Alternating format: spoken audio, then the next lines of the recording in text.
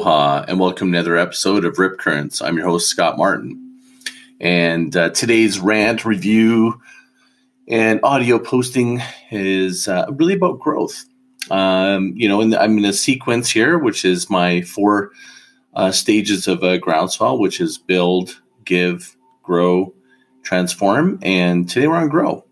And this is probably the one area where everybody typically jumps to right away. They want to talk about growth right away. They don't want to necessarily do the build or the give. They just want to know, how do I grow? And I'd kind of really, it is important, and it's probably what I'm known for is as a growth hacker, if you will, or a growth marketer. And I think my sort of point of view would be really surprising to you. It's that what people don't what a lot of marketers or entrepreneurs need to be mindful of about growth is that you want to have the right kind of growth.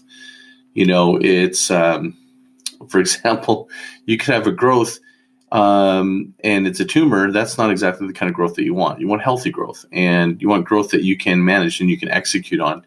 I call it growing beautifully. It's how can you grow your business and do so where you can frictionlessly scale the business, because growth is about scaling. And what happens a lot of times is someone will get a massive influx of new business, but they won't have prepared the systems and the processes to really help you scale. And growth just isn't about going and getting growth. It's like, what are the systems? It's really about a systems of generating growth. And then also, how do you create built-in systems for baking natural, extensible growth? So people have heard, and the words that people use are like, how do I make it go viral? And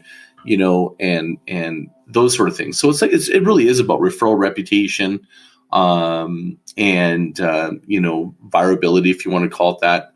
What you want to do is you want to look at, there's a variety of different aspects of looking at that. Is your systems, it's your purpose, it's the type of content, and the audience. And so, if you look at your purpose, if some purpose is to really elicit a response. But if you have, I think there's like, what happens is we try to do everything in there. We try to have multiple ways that we want content to function. And if you create a piece of content specifically for growth, that'll probably have more success than if it's just for eliciting a response, like having you make a commitment, close a sale, follow, subscribe. So, that's when you see those posts like pandas going down slides. They're completely designed to be shared and shareability and to help gain growth. The challenge is that how do you transcend shareability with growth? And so this is where really I think you need to architect a much bigger strategy of systems. And it's really an ecosystem of growth, not a single serving of content. And, it's really creating a methodology for how you can create a balance between the right audience, the right type of content, and the systems to capture for growth. And then also, how do you compel growth? Imagine the word compel. So when you're designing this, design like, if you were to say, look, I want to get growth, or I want to get viral or affiliates, it's different answer, different direction. Like, the more powerful the question, the better the answer. If you go and ask this question, how do I create compelling referrals? How do I compel my customers to refer people to me? How do I compel growth from this content? The word is compelled, because if you're compelled, you have to go about this in a very different way than if you just say, I would like to have growth, or we're going to do things to facilitate growth. Those are all, what you do is I recognize that a lot of those mechanisms it's basically a hope strategy. And it's like, I hope that somebody wants to share this. We're going to make it easy as possible to share. And we're going to try to create some content maybe that inspires people to share, but it doesn't compel people to share. So how do you go about creating something to compel people to share? Well, it has to be of something of extreme value that deeply connects with them emotionally.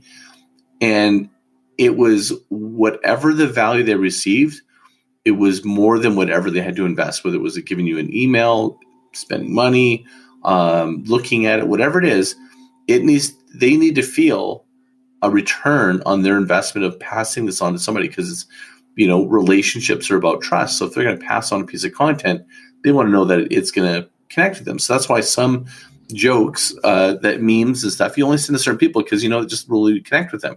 That's part of you building your relationship and building trust.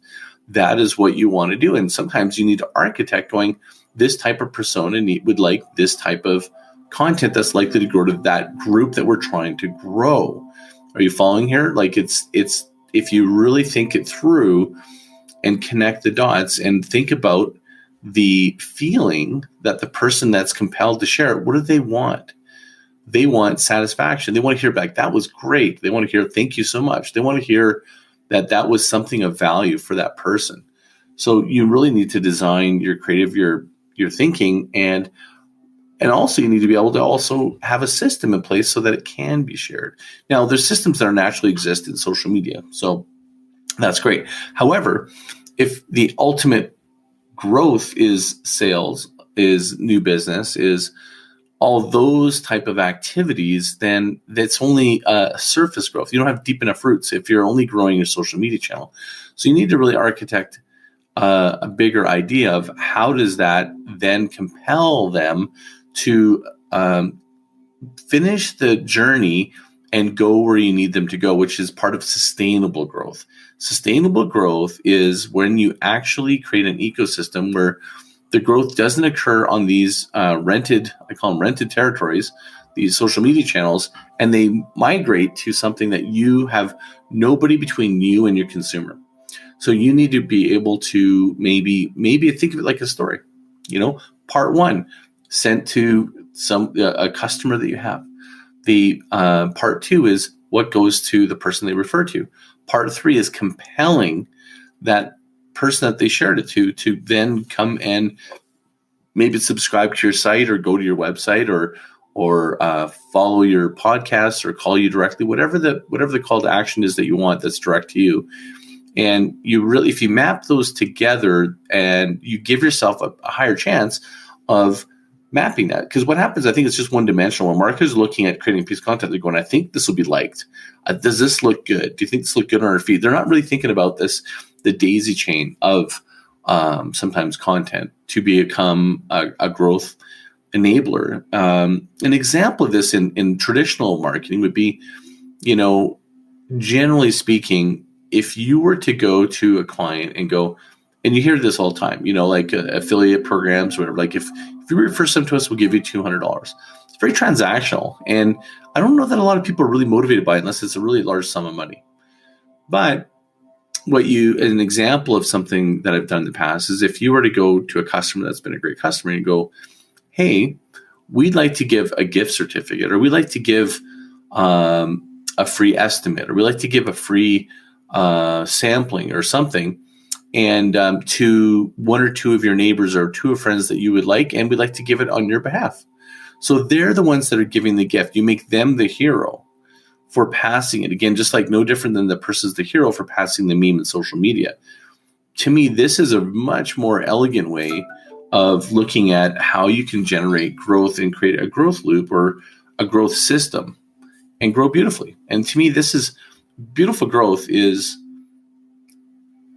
it also means that it needs to be appealing. So so often I don't know, my phone is just going crazy. It's because it wants me to go work out and go do yoga. So sorry for all the alarms, but lost my train of thought. If you want to grow beautifully, I think is what I was saying was, you need to also look at how you can do so with the creative and presentation of this. Like, you can get everything right, the system's down, but you can't overlook the cosmetic feeling of what you're creating. You want to go back to the value proposition that I talked about in the first two episodes, which is motivation equals perceived value minus perceived cost. Most operative word is perceived. Their motivation to share it, perceived value. Well, one of the ways you can increase the perceived value is by creatively and beautifully designing and creating a system that just makes it so easy to share or move through a system, if you will, very simply. So you cannot overlook the experience and the visuals of this, because the perceived value goes up. The perceived cost goes down when it becomes very simple. Have you ever noticed that when you really badly would love to refer, or I've even noticed this like for like iTunes, the crazy thing about iTunes, leaving iTunes, I ask people to leave reviews on my podcast on iTunes, and it's fucking hard unless you're on your desktop. It's like really hard to do on your mobile device. And I don't think it actually even accepts the stars, but doesn't really show up on iTunes. And maybe that's changed. I haven't checked in the last month or so, but things of that anything that gets in the way of making the referral easy, then that's friction. That's your user experience. It goes down. So, I'm actually thinking about coming up with a little algorithm, growth equals plus or minus friction, plus or minus experience equals growth rate or something like that. So I've been playing with a couple yet. So I'm just sort of doing this live with you here. I'm actually doing it for my book. So I'm thinking a little bit more about it. So, and ironically, this is actually what I'm actually reading. I'm working on my book right now. And this is I'm in the chapter 6, which is actually called Grow Beautifully. And then I go into also Grow Naturally, which is kind of really the what I want to finish this whole discussion of growth is all the systems, all the marketing, content, social media, all that stuff's amazing, getting a referral, but nothing trumps reputation. That is the single biggest lever for growth that you have. I know it's old school, but we're going back old school. And I think that because people have become, from fake news to mistrusting, fake reviews, and people think that Amazon reviews can be hacked and different things like that, or, fake likes and stuff like that. I think that ongoing mistrust of those type of measurement of whether somebody should like this or not is going to be trumped by someone actually giving you a reference. And just think in your own life, when you want, for example, me and Joe will watch a movie. And if we both haven't watched the movie, we'll go to IMDb. We want a reference we don't want to waste our 2 hours to know if IMDb or Rotten Tomatoes, but we don't go by it all the time. We go, I'm not sure if I trust Rotten Tomatoes. We kind of but if one of us have seen the movie, and then we have going, yeah, I think you'd like it, or no, I don't know if you really like it. That has way more sway, even if it was like a high rating.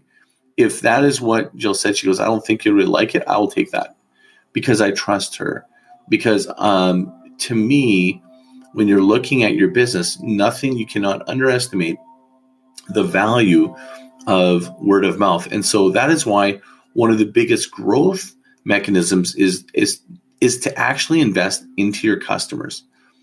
Invest in them so they feel compelled to want to share because of the value you gave them was far beyond what they were expecting, or the service or something surprising was exciting to them, or give them mechanisms and architect ways that they can share and they look like the hero. Those all are really valid ways of creating elegant, natural, and beautiful growth. And just sort of map it out. And you know what? It's great to have more than one horse in the race. Like there's no one way. There's no one super perfect way of creating this growth. But I definitely would say test and try it with a small group. Don't try to roll out a big program. It can be overwhelming. And also the cost. Like you want to really identify the cost and the return of whatever it is that you're trying to do. But there's one cost that you are it's going to pay you dividends no matter what, is this. You can invest in these growth systems and referrals and affiliate and all that kind of stuff, but you never lose when you invest back in your clients, do you? You really don't. I mean, you either secure them for a long time, you get word of mouth, but you feel better about it. But I mean, to me, that is the safest bet, the best investment. If I had to pick among all of them, invest back with your customers. Find ways to fall in love with them, help them grow. That helps you grow, and anyways, that's today's talk. I was trying hard to keep it right at 15 minutes, and I'm counting down to 15 seconds. Follow me on. I've got some season 2 is going to be rolling out on groundswell.fm. I'm doing my first solo auto recording today, and I'll be releasing some incredible Season 1, Bruce Kasanoff, Be Human. Second one with Jay Baer, we're going to talk about audio branding and sonic branding and audio marketing. I just posted an article today that was actually reposted, something I wrote in 2014 around audio branding, and I was like way ahead of the curve then, and I just updated it today on Medium. So if you go to my Medium blog, you'll see it there. So anyways, until next time, I look forward to hearing from you. Leave me a recorded message, or until next time when you're hearing this, mahalo.